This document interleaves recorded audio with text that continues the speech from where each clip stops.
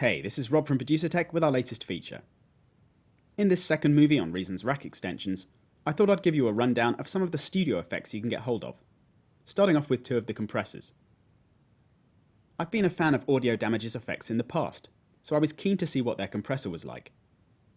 As you can see, it's got a pretty simple but stylish front panel, with the controls on either side of a circular meter, which shows how much compression is going on. Control-wise, you have a sensitivity control rather than threshold, to set how much of the signal is compressed. And then the usual ratio control to set how much compression of that signal is carried out. Then you've got the usual attack and release controls to set how fast the compressor acts and stops acting, with a makeup dial as well to crank up the signal once it's been compressed. So how does it sound? Well, let's have a listen to it on some drums here. I've added it to the signal path after a simple beat I've put together in Kong here.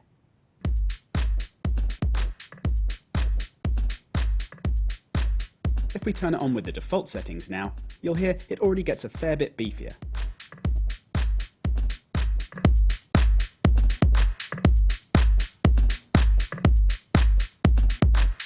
If I raise the ratio even more now, you'll hear the signal gets even more squashed.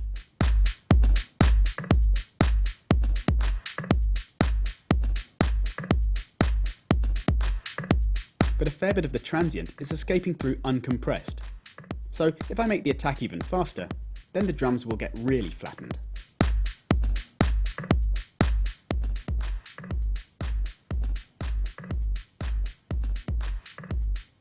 Now let's crank it up with the makeup dial.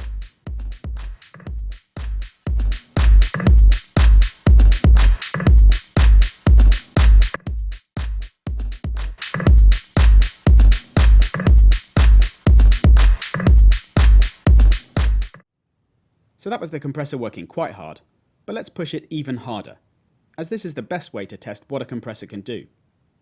I'm not saying this is how you should use it, but it's a good way of seeing what it's capable of. So what I'll do is bring the ratio up to max, so it's essentially in limiter mode, carrying out brick wall compression.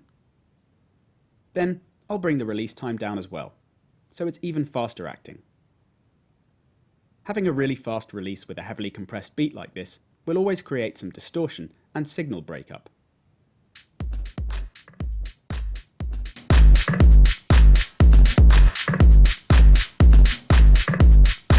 But if I bring up the release slowly, we can find the point where the kick sounds clean again and the drums are just really squashed.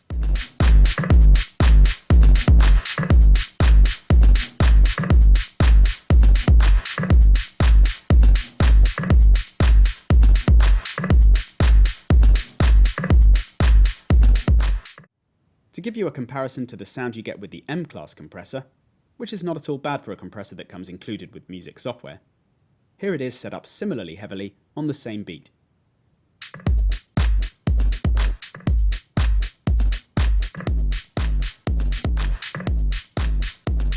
So you can hear you've got the same distortion going on with the bottom end, only it's struggling a little more. So if I raise the release time now, till the distortion improves,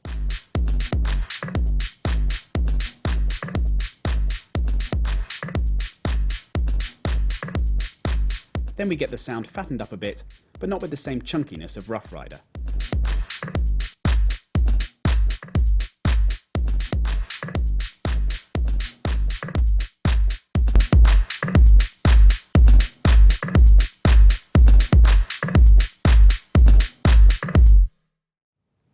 Rough Rider also gives you a lot more makeup gain than the M-Class, so you can really crank it up. And you have the option of blending some of the uncompressed signal with the compressed one, creating more of a parallel compression effect. So this can be really handy if wanting to bring some of the natural punchy transients back in, but without increasing the attack time.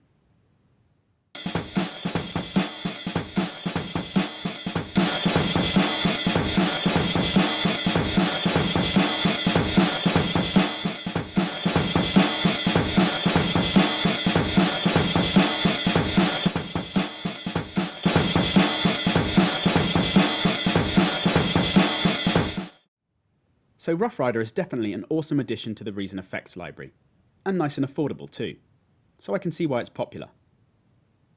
Another compressor on offer is the field effect transistor from Softube, which is considerably more expensive. So let's see what you're getting for the extra money with that. As far as main compressor controls go, you've got exactly the same as Rough Rider, with ratio, attack, release, makeup gain, and a blend control for compressed and uncompressed. Only here, the threshold is now an input gain control, whereby turning up the input raises more of the signal over the threshold, so more compression occurs. Once again, I'm using the effect with very heavy brick wall settings on our beat, so let's hear how it sounds.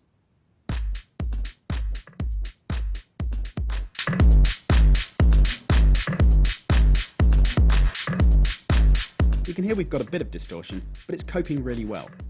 So I'll bring up the release now.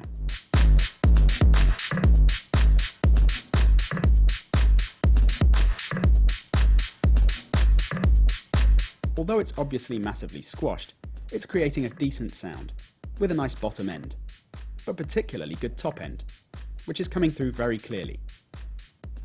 If I compare it to the Rough Rider, you'll hear the difference, with the top end being not so pristine with that, but with the Softube being fat at the bottom end and also nice and bright, so it's high quality across the entire spectrum.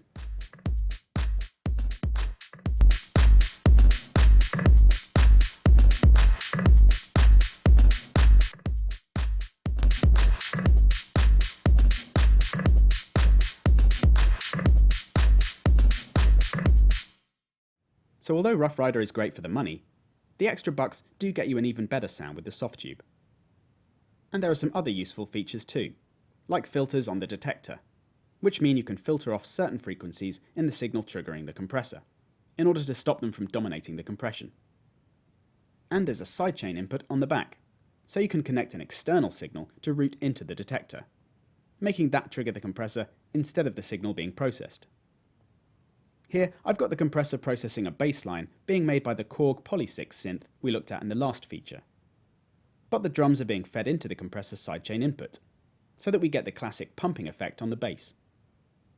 And I've also added a couple of the other Softube effects you may want to check out, namely the soft saturation dial for adding some nice warmth and gentle distortion, and then the Trident EQ module for shaping the bass.